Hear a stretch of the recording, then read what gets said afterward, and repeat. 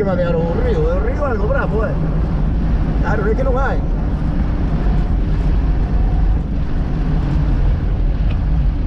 Aquí que ter prioridade.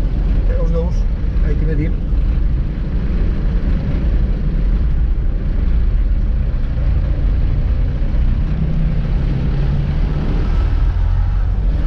Aquí normalmente, como sempre, preferencia de peso. O que é máis grande ten preferencia. E agora?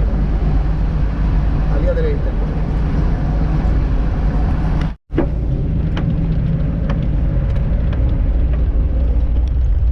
Chanquillos limpos. Enfría a diferencial. Fría todo. O motor por baixo é moito máis bonito.